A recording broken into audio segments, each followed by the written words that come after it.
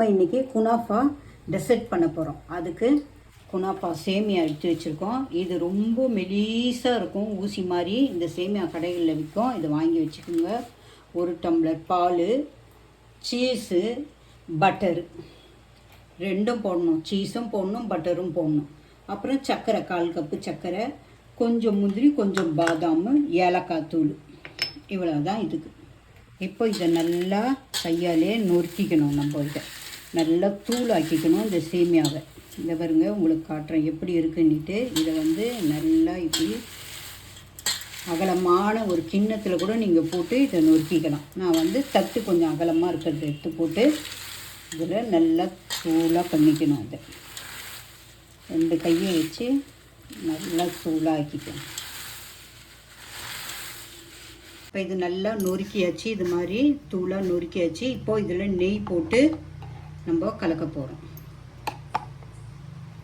நெய் போட்டுங்க, கொஞ்சமாக பட்டரும் போட்டுக்கலாம். பட்டரும் போட்டு இதை நல்லா பெசரிக்கணும். இந்த பட்டரும் நெய்யும் எல்லா சேமியாலையும் படுற மாதிரி நல்லா கலந்துடுங்க.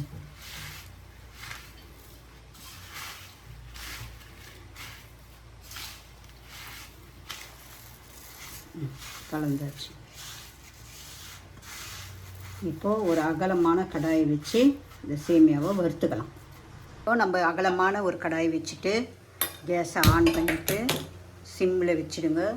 வச்சுட்டு இந்த சேமியாவை பட்டரும் நெய்யும் கலந்து வச்சுருக்கோம் தெரியுங்களா, அதை இதில் போட்டுக்கணும்.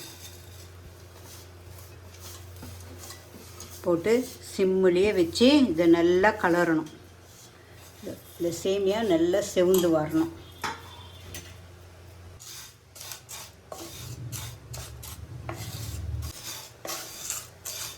இப்போது இது கலந்தாச்சு, நல்லா செவந்து வந்துடுச்சு சேமியா.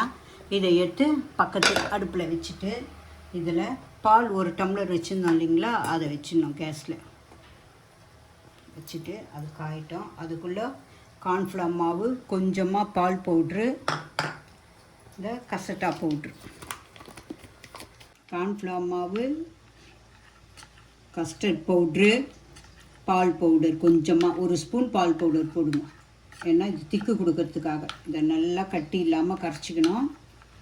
கரைச்சிக்கிட்டு இங்கே பால் காயுது தெரியுங்களா, இதில் இதை விட்டுடணும். இது ஏற்கனவே காய்ச்சின பால் தான்.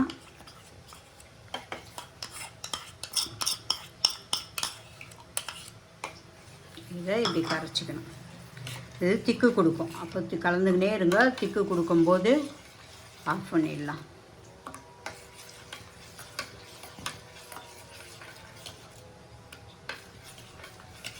நல்லா இப்படி கலந்துக்கினே இருந்தீங்கன்னா திக்கு கொடுக்கும். இது இப்போது திக்காயிடுச்சு. இதில் கொஞ்சமாக ஏலக்காய் பவுட்ரு போட்டுங்க. சும்மா ஒரு சிட்டிகை வாசனைக்காக ஏலக்காய் பவுட்ரு போட்டுட்டு இது கட்டியானப்போ கொஞ்சமாக சர்க்கரை போட்டுங்க. சர்க்கரை போட்டு இதை நல்லா கலந்துக்கணும். கட்டி ஆகிட்ட பிறகு சர்க்கரை கொஞ்சமாக போட்டு கலந்துடுங்க. சர்க்கரை போட்டவுடனே கொஞ்சம் நீத்து போவோம், அப்புறம் கட்டி ஆகிடும்.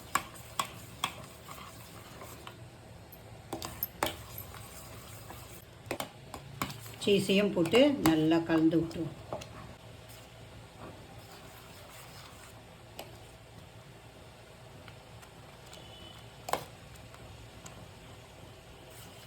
சிம்மிலே வச்சு இப்படி சீஸ் கரையிற வரைக்கும் கலந்து விட்டுருங்க. அது சீக்கிரம் கரைஞ்சிடும் சீஸ்.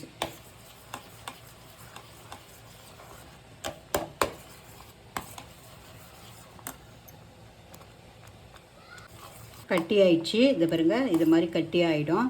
அப்போ ஆறிட்டா இன்னும் கட்டியாக தெரியும். கேஸை ஆஃப் பண்ணிவிட்டு ஆற விட்டுடலாம். பட்டர் எடுத்து இப்போது இதில் தான் முன்னாப் பண்ண போகிறோம். இதில் நல்லா அப்ளை பண்ணிங்க. ஓரெல்லாம் பட்டர் எடுத்து அப்ளை பண்ணிக்கணும்.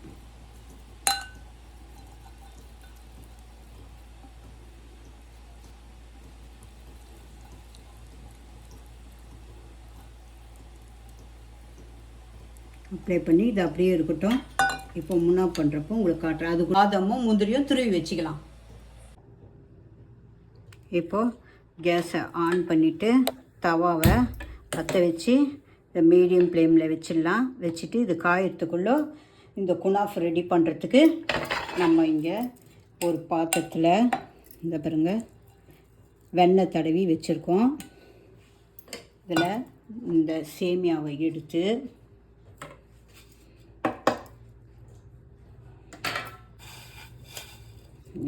இப்படி போட்டுக்கணும்.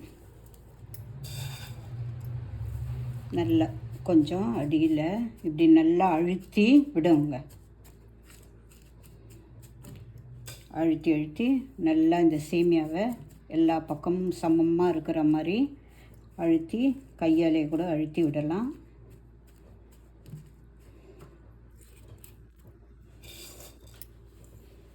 நல்லா ஓரம்லாம் படுற மாதிரி அழுத்தி விட்டுறணும். விட்டுட்டு இது பால், கார்ன்ஃப்ளவர் மாவு, கஸ்டர்ட் பவுட்ரு போட்டு பண்ணி வச்சுருந்தோம் இல்லைங்களா, இதை எடுத்து இது மேலே விடணும். இது கட்டியாகி போச்சு பாருங்கள். நம்ம இறக்கும்போது தண்ணியாக இருந்தது, இப்போ நல்லா கட்டியாகி போச்சு. இதை எடுத்து இது மேலே விடணும்.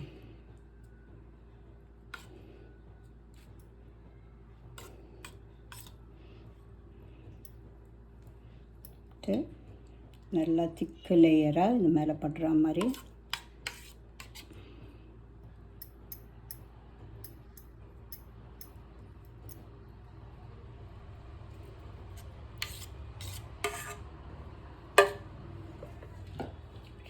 திருப்பி இந்த சேமியாவை நெய்யிலையும் வெண்ணெயும் போட்டு வறுத்து வச்சோம் இல்லைங்களா, இந்த சேமியாவை திருப்பி இது மேலே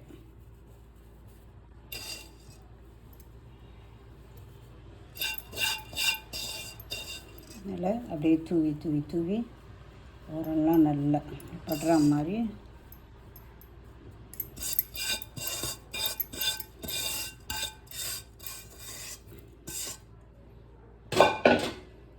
நல்லா சமமாக இப்படி கையாலே அழுத்தி விட்டுறணும்.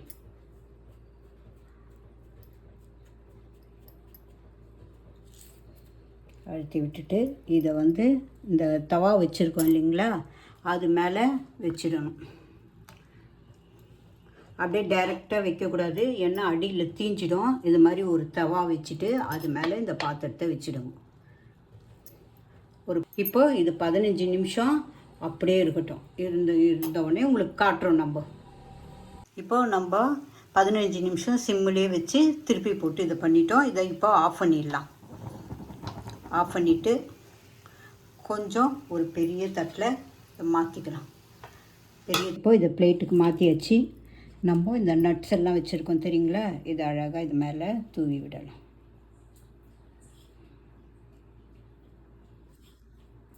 இப்படி தூவி விடணும். நடுவில்